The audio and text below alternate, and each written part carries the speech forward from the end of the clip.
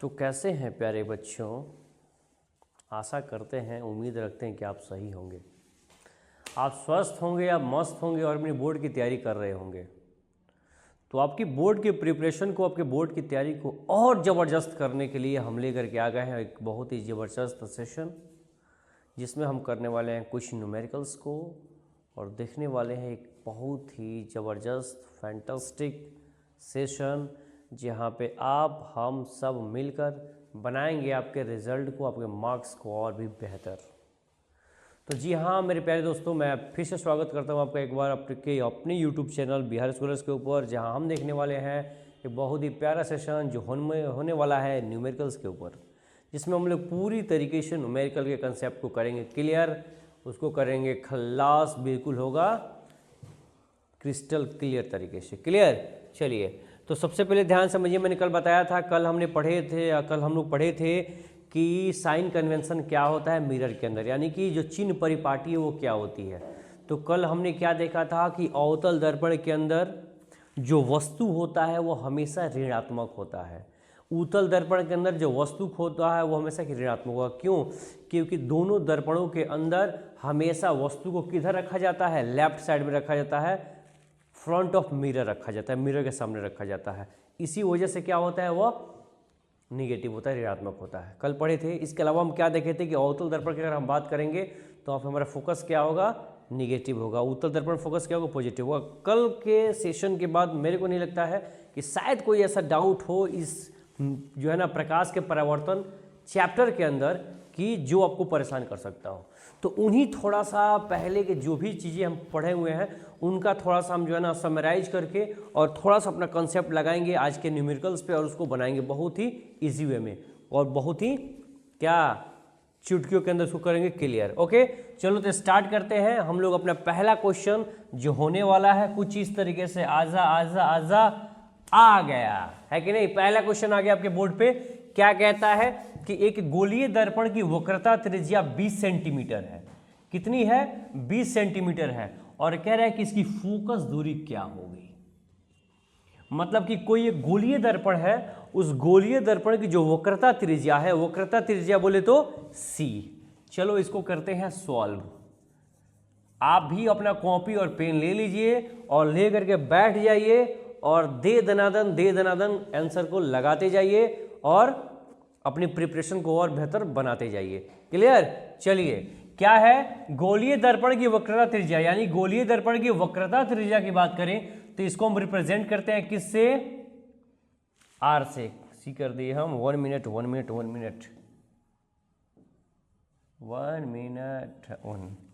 किससे, आर से। तो आर इक्वल टू क्या है, 20 सेंटीमीटर, ये आपको गिवन है।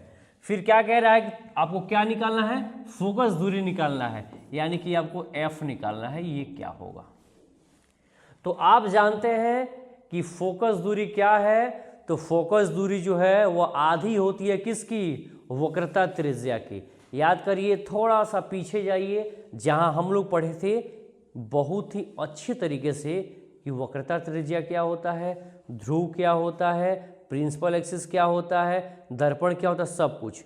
तो पीछे के सारे चीज़ों को जितना भी आपने पढ़ा है थोड़ा सा उस चीज़ को यूटिलाइज करके और इसको बनाइए। आपको वहाँ क्या फॉर्मूला पढ़ाया गया था, F = R/2 बताया गया था। तो F निकालना है आपको। R की वैल्यू कितनी दी गई है, R की वैल्यू दी गई है 20/2, यानी कि F आप निकालेंगे तो 2 दहका 20, यानी कि जो आपका आंसर होगा वह आंसर कितना होगा, 10 सेंटीमीटर। कोई डाउट नहीं होना चाहिए, बहुत ही इजी क्वेश्चन है, बहुत आसान क्वेश्चन है। इससे आसान तो समझिए कि सूजी का और गाजर का हलवा भी नहीं है। क्लियर, तो कैसा लगा आपको ये क्वेश्चन, बना या नहीं बना? कुछ क्वेश्चन में है क्या, कोई टफ था क्या? बिल्कुल नहीं था। क्यों? क्योंकि आपने इसको बेहतर तरीके से पढ़ा था, इसीलिए आपको टफ नहीं लगा। क्लियर, तो क्लियर हो गया, ये कोई डाउट नहीं यहाँ तक, कोई कंफ्यूजन नहीं है। बढ़ते हैं आगे, देखते हैं दूसरा क्वेश्चन क्या कहता है आपका। दूसरा क्वेश्चन कहता है कि उस उत्तल दर्पण की फोकस दूरी ज्ञात कीजिए। कौन से दर्पण की?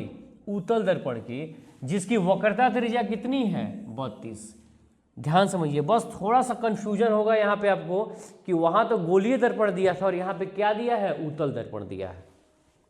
थोड़ा सा एनसीईआरटी जो है यहाँ पे आपको कंफ्यूज करने के लिए क्या किया, उत्तल दर्पण को डाल दिया है, जबकि आप पढ़े थे कि चाहे कुछ भी हो, अवतल हो या उत्तल हो, गोलीय दर्पण जो है वो दो तरीके का होता है, उत्तल और अवतल। पढ़े थे ना आप कि उत्तल और अवतल कितने तरीके का होता है, दो तरीके का होता है। एक मिनट लेना, क्या होता है, खुल गया, आया वो समझ में, उत्तल और अवतल। तो ये उत्तल उसी का पाठ है ना गोलीय का, तो कोई कंफ्यूजन नहीं होनी चाहिए। क्यों नहीं चाहिए, क्योंकि उत्तल जो है वो गोलीय दर्पण का पाठ है, और गोलीय दर्पण में ही हम लोग पढ़े थे कि जो वक्रता त्रिज्या होती है वो फोकस दूरी की क्या होती है, दोगुनी होती है। या आप कह सकते हैं कि जो फोकस दूरी वो क्या है, वक्रता त्रिज्या की आधी है।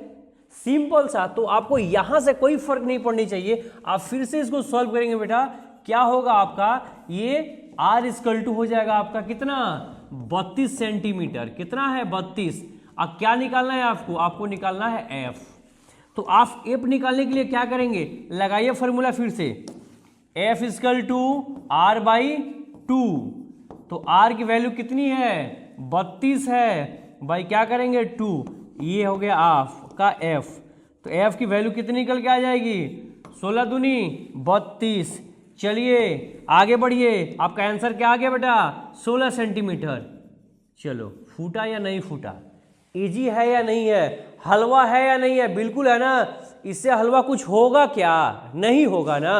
इससे बेहतरीन कुछ भी नहीं होगा, इतना इजी कुछ भी नहीं होगा।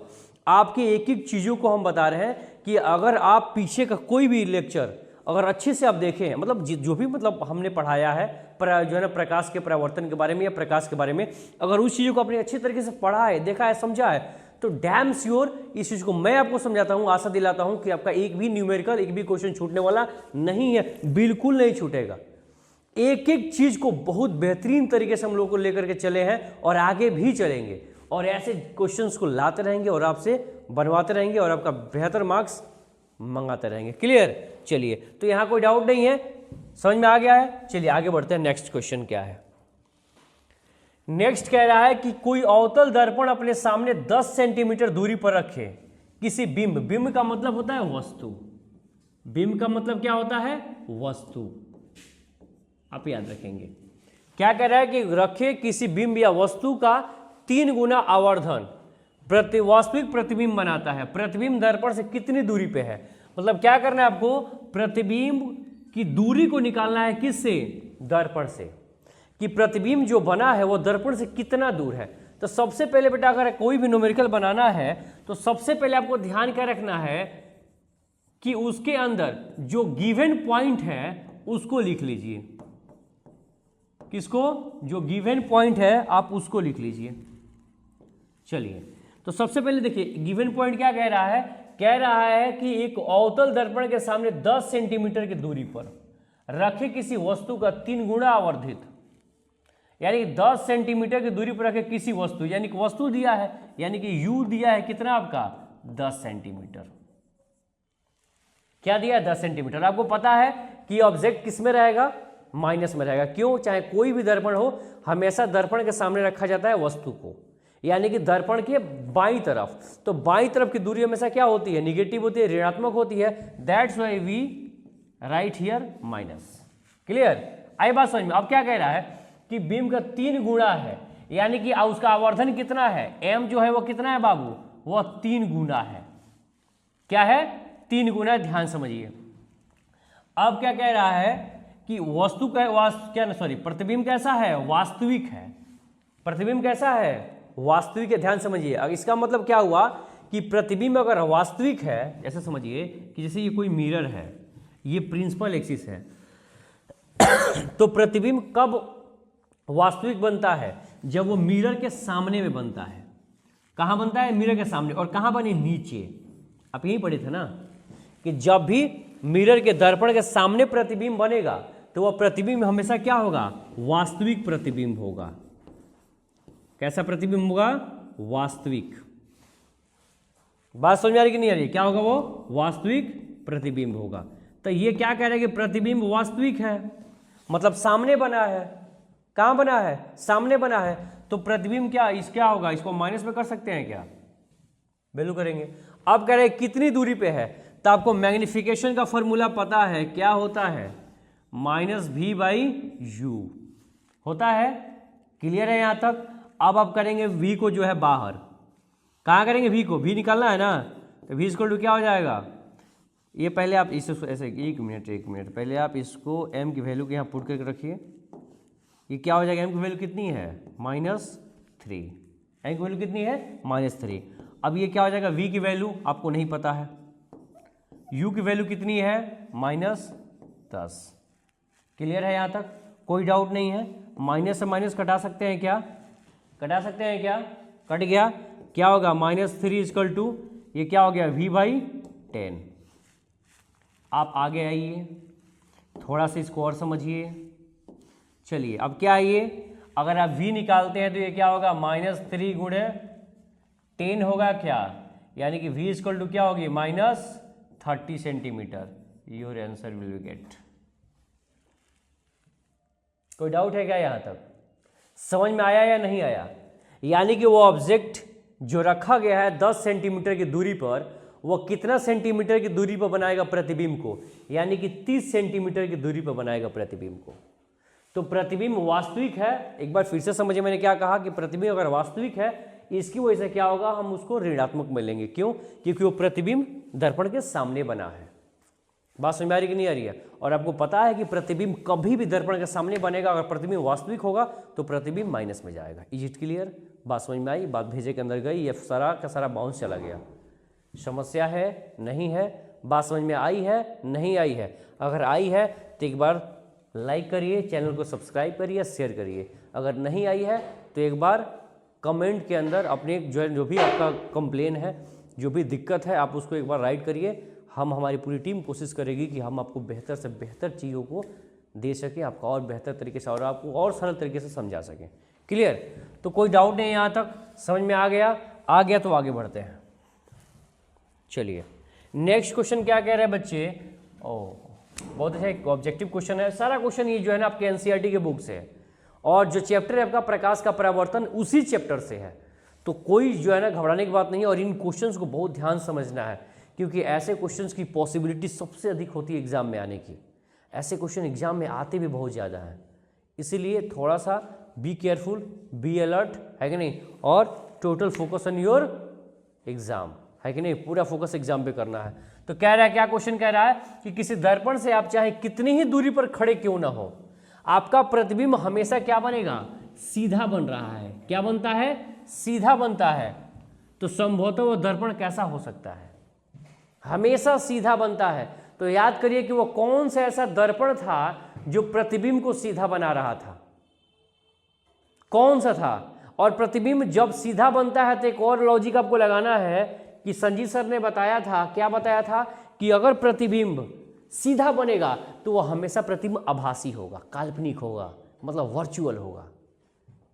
याद करिए, पढ़ाए थे ना। तो अगर पढ़ाए थे तो भाई जिताना तो पड़ेगा, अगर नहीं बताओगे तो फिर इसका मतलब पढ़ाई तुम्हारी अच्छी नहीं है या नहीं है। तो क्या बताए थे, एक वर्ड को बस समझ गए ना कि प्रतिबिंब कैसा है, प्रतिबिंब सीधा है, तो समझ जाओ ना रे भाई कि प्रतिबिंब सीधा है, मतलब कहीं ना कहीं प्रतिबिंब आभासी है, मतलब कि वो इमेज जो है क्या है, वर्चुअल है। और वर्चुअल इमेज में क्या होगा, थोड़ा सा ध्यान देना पड़ेगा। अगर नहीं आ रहा है, इसका जवाब अगर आ गया तो अच्छा है, नहीं आया तो दिक्कत है।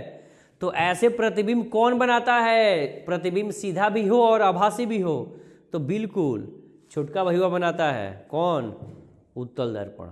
कौन बनाता है, उत्तल दर्पण। लेकिन इसके अलावा एक और भी तो ऐसा कोई दर्पण था जो आभासी बना रहा था और सीधा बना रहा था, है या नहीं है। और जितनी दूरी पर वस्तु थी उतनी ही दूरी पर प्रतिबिंब बना रहा था। तो उसका कौन है, वो इन दोनों का चाचा है, जिसका नाम है समतल दर्पण। है या कि नहीं है। तो ऑप्शन में कहीं है क्या, समतल और उत्तल, बिल्कुल है। कितना नंबर पे है, 1 2 3 नहीं, A B C D E F G है ही नहीं, डी तक ही है। तो ऑप्शन कौन सा सही होगा, लो डी। कंफ्यूजन हो गया, खत्म, जवाब मिल गया, दिमाग साफ और पूरी तरीके से कंसंट्रेशन बोर्ड के ऊपर। क्लियर, कोई डाउट नहीं है, आगे बढ़ें। चलिए, ये पूरे मिक्सअप क्वेश्चंस हैं जो आपको बनाएंगे और बेहतर, है कि नहीं है? तो इसलिए थोड़ा सा ध्यान रखना पड़ेगा रे बाबू। चलो नेक्स्ट क्या है, इसको करेंगे हम SOLV, सॉल्व। सॉल्व का मतलब हल, है कि नहीं? चलो हल करते हैं। मैंने क्या कहा कि सबसे पहले क्या करना है बच्चे, तुम्हें जो गिवन पॉइंट है उसको लिख लेना है। तो इससे क्या होगा कि तुम्हारा जो न्यूमेरिकल बनाने का प्रोसेस है वो हो जाएगा आसान, और इसमें तुमको बहुत अधिक मदद मिलेगी क्वेश्चंस को करने में, न्यूमेरिकल्स को हल करने में, उसको और बहुत बेहतर तरीके से तुम कर पाओगे। तो पहले गिवन डाटा लिख लो। क्लियर? चलो टाटा बाय बाय। आगे चलो, क्या कहता है फोकस, कि 15 सेंटीमीटर पर फोकस दूरी की किसी उत्तल दर्पण, कौन सा दर्पण? उत्तल दर्पण। फोकस दूरी कितनी है, यानी कि f कितना है बाबू? 15 सेंटीमीटर। और आपको पता है कि f को हम माइनस में ले नहीं सकते हैं क्योंकि दर्पण कौन सा है? उत्तल दर्पण है। और आपके प्यारे संजीत सर ने क्या बताया था कि कभी भी उत्तल दर्पण के अंदर फोकस हमेशा क्या होगा? धनात्मक होगा, वो कभी ऋणात्मक नहीं होगा। बात को समझ गए हो तो लाइक को ठोको और आगे बढ़ो। क्या कह रहा है कि कोई बिंब, बिंब का मतलब क्या होता है बेटा? वस्तु। क्या है? वस्तु। कितनी दूरी पे है? 10, यानी कि u की वैल्यू कितनी हो जाएगी? 10। और एक बात याद रखो, सर ने क्या बताया था बाबू, आपके जो है ना बड़े भैया ने क्या बताया था कि जो वस्तु होती है, चाहे वो उत्तल दर्पण में हो या अवतल दर्पण में हो, हमेशा कैसी रहेगी? निगेटिव रहेगी, ऋणात्मक रहेगी। तो हम इसमें माइनस लगा देंगे तो कोनो गुना नहीं ना किए, सही किए कि नहीं किए? सही किए। चलो तो सही किए तो आगे देखो। अब तो हम इतना काम कर दिए, फिर क्या कह रहा है कि प्रतिबिंब की स्थिति और प्रकृति ज्ञात करना है। क्या करना है? प्रतिबिंब की 1 मिनट, प्रतिबिंब की स्थिति और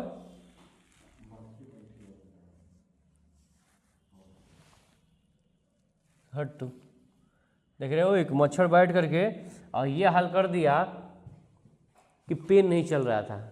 मतलब सोचो कि मच्छर भी इस पेन से ज़्यादा पावरफुल हो गया है कि नहीं? कैसा है सर? सही बात है कि नहीं? देखिए डिस्टर्ब करके भाग गया बेचारा, हम लोग का रिदम तोड़ दिया है कि नहीं बच्चों? कोई बात नहीं, फिर से हम लोग रिदम बनाएंगे और उस मच्छर को मार भागेंगे। तो भाग गया, लेकिन तू सब रुके रहो, है कि नहीं? देखना है, बनाना है क्वेश्चन। तो क्या कह रहा है बाबू? u = -10 centimetre. अब क्या कह रहा है? प्रतिबिंब की स्थिति और इसकी प्रकृति ज्ञात करो। मतलब क्या निकालना है बाबू? तुम्हें भी निकालना है। ये बात तो तुमको बहुत अच्छे तरीके से समझ में आ गया होगा, तुम्हारे भेजे के अंदर ये बात चला गया होगा कि हमेशा हम प्रतिबिंब को भी से डिनोट करते हैं, वस्तु को u से डिनोट करते हैं और फोकस को f से डिनोट करते हैं। इतना तो जानते हो, बिल्कुल जानते हो, क्योंकि पढ़े हो, बहुत अच्छे स्टूडेंट हो। बहुत अच्छे स्टूडेंट हो तो बहुत अच्छे से क्वेश्चन बनाओगे। Well done. क्या है बाबू? गुड। चलो तो क्या पढ़े थे आप लोग? अब यहाँ क्या लिखोगे? किससे? From mirror formula. Mirror formula लिखे, जानते हो ना, बताए थे ना, फ्रॉम मिरर फार्मूला। क्या होता है मिरर का फार्मूला? क्या होता है याद रखो। 1 मिनट, हम इक्वल टू क्यों दे दिए? ध्यान दो, फार्मूला। हाँ ठीक है, ऐसे ही कट गया जी। मिरर फार्मूला, चलो क्या होता है mirror formula? 1/f is 1/v + 1/u। यहाँ तक तो क्लियर है, आपको मिरर फार्मूला पता है। अब यहाँ से कुछ करना ही नहीं है, बस वैल्यू पुट करते जाओ। तो क्या होगा? 1/f की वैल्यू कितनी होगी? कितना है? 15 है क्या? बिल्कुल 15 है सर। फिर क्या होगा? 1/v, तो इसकी वैल्यू दी नहीं गई है, इसकी वैल्यू क्या करनी है? निकालनी है। और क्या है? 1/u। तो ये क्या हो जाएगा? 1/15। ये क्या हो जाएगा? 1/v। और ये क्या हो जाएगा? इसकी वैल्यू को पुट कर दोगे, यानी कि -10। क्या हो जाएगा बाबू? जब इसको बाहर निकालो, इसको चलो एक स्टेप और आगे बढ़ जाते हैं, तो क्या हो जाएगा? ये 1/10 हो जाएगा। जो है ना, हम v को बाहर करते हैं, क्या हो जाएगा? 1/15 + 1/10। यहाँ तक समझ में आया? ये क्या है? ये है आपका 10। कोई कन्फ्यूजन नहीं है यहाँ तक? बात समझ में आई कि नहीं आई? चलो आ गई बात समझ में, आगे बढ़े, थोड़ा सा सॉल्व करो। अब क्या होगा? ये तुम्हारा बट्टा का जोड़ हो गया क्या? तो 15 का और 10 का एलसीएम निकालोगे, कितना होगा? 1/v = जब तुम एलसीएम निकाल के देखना, इन दोनों का एलसीएम 30 होता है। क्या होता है? 30। अब एलसीएम कैसे शॉर्ट में निकाला जाता है उसको पढ़ाएंगे तुम्हारे फेवरेट सर साहिल सर, है कि नहीं? चलो तो क्या होगा? 15 और 10 का एलसीएम 30 हो जाएगा ना। अब तुम क्या करोगे? इस 15 से डिवाइड करोगे 30 को, कितना बार में जाएगा? 15 दूनी के 30, 2 बार में जाएगा क्या? बिल्कुल जाएगा। 10 10 3 30, यानी कितना हो गया? 3। तो 1/v = 3 दूँ 5/30, कटा दोगे क्या? 5 कम 5, 5 छक्के 30, यानी कि 1/v = 1/6, यानी v = कितना हो गया? 6 सेंटीमीटर। 6 सेंटीमीटर प्लस में आया या माइनस में आया? प्लस में आया सर, यानी कि ऑब्जेक्ट क्या है, सॉरी इमेज क्या है? पॉजिटिव है। अब पॉजिटिव होने का मतलब क्या है? अब थोड़ा ध्यान से समझना है। पॉजिटिव होने का मतलब क्या है? मैंने क्या बताया था कि हमेशा प्रतिबिंब तभी निगेटिव होगा जब वह मिरर के सामने बनेगा, लेकिन यहाँ पे क्या आया है? प्लस आया। इसका मतलब क्या है कि प्रतिबिंब मिरर के पीछे बन रहा है। कैसा बन रहा है? मिरर के पीछे बन रहा है। ध्यान समझना। इसका मतलब तुम क्या लिख सकते हो बाबू? यहाँ पे याद रखो इस चीज को, क्या लिखोगे कि प्रतिबिंब 6 सेंटीमीटर पर दर्पण के कहाँ बनेगा? पीछे बनेगा। कोई डाउट है? अगर वो प्रतिबिंब पीछे बन गया तो प्रतिबिंब कैसा होगा? वास्तविक होगा या फिर आभासी होगा? ध्यान से मैंने बताया था ना, क्या बताए थे कि प्रतिबिंब जब भी धनात्मक होगा तो हमेशा प्रतिबिंब कैसा होगा? आभासी, मतलब वर्चुअल। मतलब क्या लिख सकते हो? बनेगा तथा यह कैसा होगा? आभासी होगा। कैसा होगा बाबू? आभासी होगा। ऑब्जेक्ट से छोटा होगा कि बड़ा होगा? तो तुम क्या देख रहे हो कि ऑब्जेक्ट है -10 सेंटीमीटर और प्रतिबिंब किस में आया है? प्लस में 6 सेंटीमीटर। मतलब ऑब्जेक्ट छोटा और प्रतिबिंब बड़ा। तो कोई पूछे कि जो है ना प्रकृति कैसी हुई, तो क्या बता दोगे? प्रतिबिंब जो है वह वस्तु से बड़ा होगा, दर्पण के पीछे बनेगा और धनात्मक होगा। इसका मतलब यह है कि प्रतिबिंब आभासी होगा। क्लियर? ओके, बस इतना ही क्वेश्चन था। कैसा लगा आपको ये सेशन? एक बहुत ही ज़बरदस्त सेशन का हम लोग जो है ना को कर चुके हैं समाप्त। और आपको ये कैसा लगा आप कमेंट बॉक्स में ज़रूर बताएं। जब तक आप चैनल पर नए हैं तो चैनल को सब्सक्राइब करें, लाइक करें, सपोर्ट दिखाएं अपना। हम हमेशा ऐसे ही अच्छी वीडियो को लाते रहेंगे आपकी उन्नति के लिए, आपकी प्रगति के लिए। हम सदैव तत्पर हैं। तो प्यारे बच्चों, एक बार फिर से हम आपसे एक छोटा सा ब्रेक लेंगे, फिर मिलेंगे कल हम लोग इसी टाइम, जिसमें हम लोग देखेंगे बहुत ही जबरदस्त और भी बहुत सारे बेहतरीन क्वेश्चनों के साथ। तब तक के लिए आप सबको बहुत बहुत शुभकामनाएं आपके उज्जवल भविष्य के लिए।